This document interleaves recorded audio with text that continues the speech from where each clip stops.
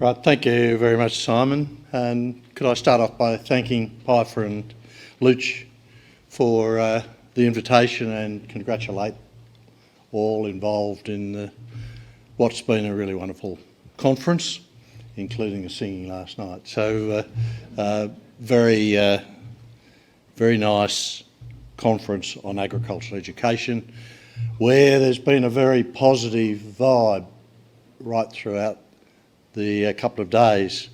And so I've tried to think how I might, in the last session of the conference, contribute. And I think a little bit of time for reflection is probably not a bad thing, because I want to make sure that we all understand where we've come from and why we're here now. And that's what I plan to do. Now, if you're like me, you go to work and you do your job because it's got to be done, and you do it to the best of your ability given all the constraints, and then you go home and you probably don't think too much about why you do it or what impact you're having, what changes you're actually helping to make. But every now and again something happens and you think, God, why did that occur? How did we get here? And of course that's where agriculture is a bit right now, because we have a workforce problem. Now, it's not something that's new. It's been going on for the best part of a quarter century, where there's been a shortage of graduates, but it hasn't reached the sort of crescendo that's taken place in the last 2 or 3 years. And so I'd like to sort of reflect on why it's now and why we didn't worry about it in the past too much, because I think we can explain it a bit. But what we do know is that the numbers are increasing, and they're increasing every year. We know that those jobs are on farm, and so the left-hand column are those in management, the middle column are those non-management, and the white one, of course, is the total. So it's happening on farm. It's happening off farm. The white part of that circle is the management on farm. So these are graduate jobs. But 3/4 of the pie are about off-farm jobs. And that's the sort of proportion of them over the last 6 or 7 years. And it's increasing everywhere. So it doesn't matter which state you're in, those job advertisements continue to increase for that state. So you name agriculture and there's a job crisis. But it wasn't always so. And if you go back a few decades, jobs were pretty tight to get in agriculture. I remember struggling to get one. And so what's been the change? And if we understand what the change is, then maybe we can help to solve it. Now, if we go back to the 1960s, and some of you think that's probably medieval, you might not understand, but farmers were the protected species, because there was a political or electoral gerrymander in place that gave what the Country Party at the time gave them in the Menzies government about 50% of the political power. And also at that time, agriculture contributed 50% of the export income to the nation, and there was not much movement of people around. It was just prior to the movement of everybody to the coast. And so we had community empathy with people in the cities having relatives in the bush, and they'd come for holidays to those farms. The benefactors, I don't know whether we should have a quiz on whether you can recognise those, but the one on the left is Blackjack McEwen, who was leader of the Country Party under Menzies and became Prime Minister for a few days when Harold Holt went missing. He was very protectionist towards farmers, and so he wouldn't allow any legislation through that impacted on farmers. And of course he was succeeded by Doug Anthony and Ian Sinclair, and about that time they changed the name to the Nationals and thought they could win seats in the cities, and they lost a lot of their focus. Now, at that time, education qualifications weren't needed. You didn't get appointed to a job, you were actually born into it. And so we had a farm system that was based on dynasties. I actually was fourth generation. Unfortunately, they sold the farm before I could get hands on it. But that's probably in my interest. But, and of course there was a mantra there that if you were someone with a degree, there was reverse snobbery, that you couldn't swing a gate. You might know a lot about science, but you know, you couldn't swing the gate or build a fence. So their view was experience was the best teacher. You learnt on the job. And it was very clear, and there's still an element of that today. Important thing was that women need not apply, because at that time women weren't allowed into the ag colleges, they weren't allowed into the agricultural high schools. You couldn't call yourself a farmer under the tax law, and so it was a very macho industry. And of course I reflected last night about this conference. Think if all the wonderful women who have contributed so much in the last couple of days weren't allowed to come to the conference, what sort of conference would it have been? And it wouldn't have been as productive as it has been. Well done, women. End of the 1970s, and Gough Whitlam was elected to power after 20 odd years of coalition rule. And he immediately changed the social fabric of society. First thing he did was declare free education for everybody.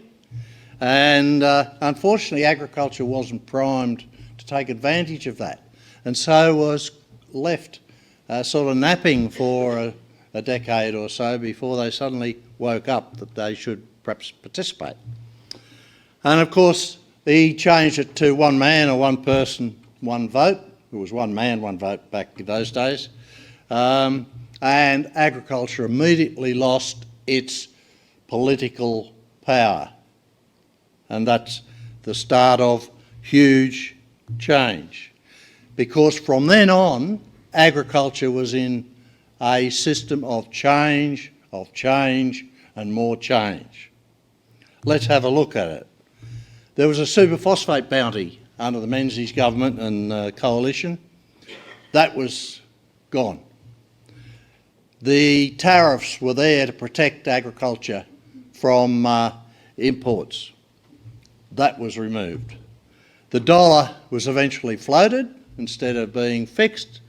Of course, all the marketing, statutory marketing authorities were basically disbanded.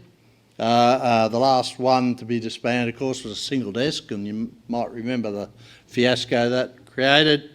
But they're gone. No protection of government for that. You have to do your own marketing as a result. Plant breeding was privatised.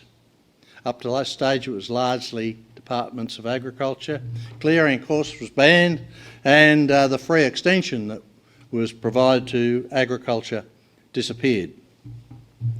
And there was a vocabulary change. There was a word came into the lexicon called environment. Now, when I was a student at university, I didn't ever hear that word. I didn't know what it was. And yet it became the thing that caused us a lot of grief over the last 20 years of the last century.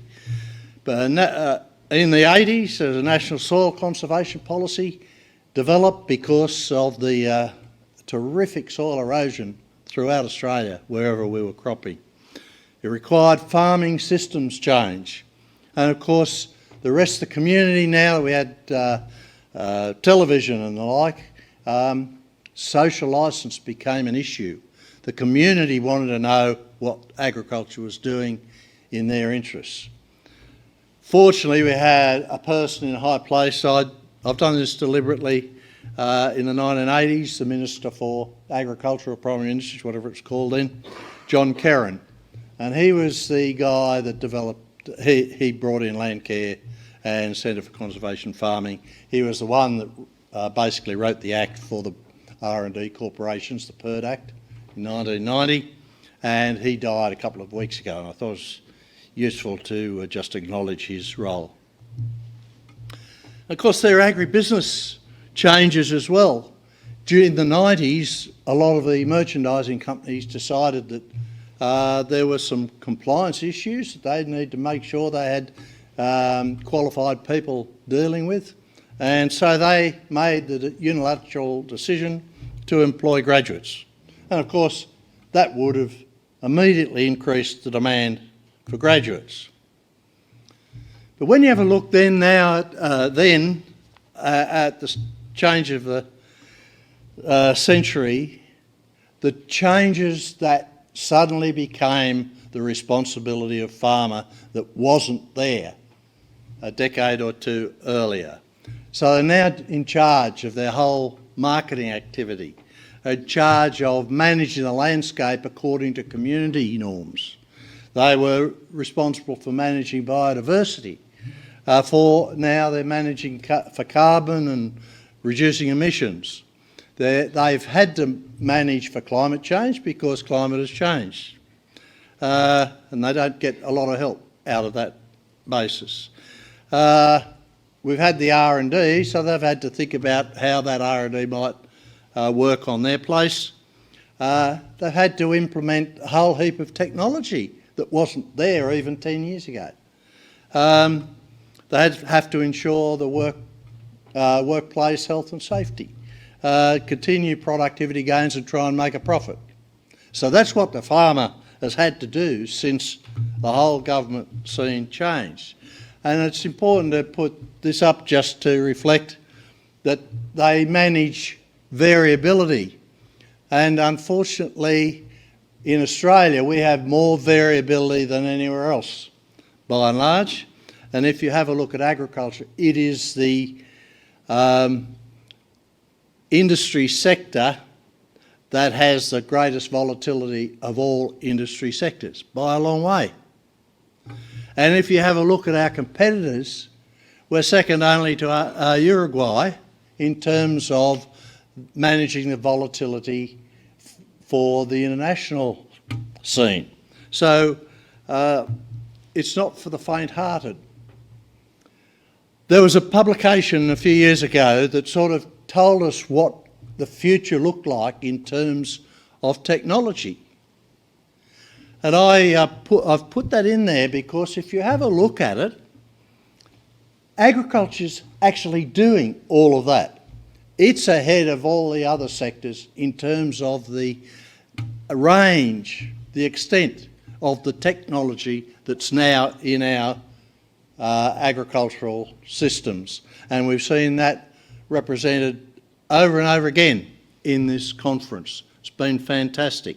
But you just have a look. You know, mobile internet, the cloud technology, the Internet of Things, the automation of knowledge, advanced robotics, autonomous vehicles, next generation genomics, and so on, so on, so on. We're doing all that. What other sector is already doing and has been doing it for a number of years? We need to give ourselves a tick and go home feeling proud of how progressive we have been in the last couple of years. And of course, on top of that, there's all this accountability. So if you're a farmer, then you can't use chemicals without ChemCert. You've got to have a National Livestock Identification Scheme.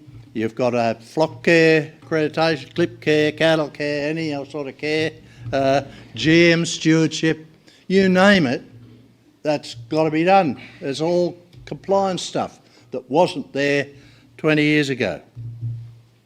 And so the skills that a person on the land must have are enormous. Planning skills, risk management skills, business skills, technical skills, technology skills, marketing skills, communication, compliance, etc. And so we've moved very, very quickly and very, very far from where we were 20, 30 years ago. From learning on the job to educator and having to depend on advisor graduates to help us do all those things that we couldn't possibly have the expertise to do ourselves. And so it's no surprise, or it ought not to be a surprise, that we've needed to increase the supply of graduates to make up for this complete change in how we do things and what people expect of us. And so, all we need to do is increase graduate supply. We've got the jobs. Thank you.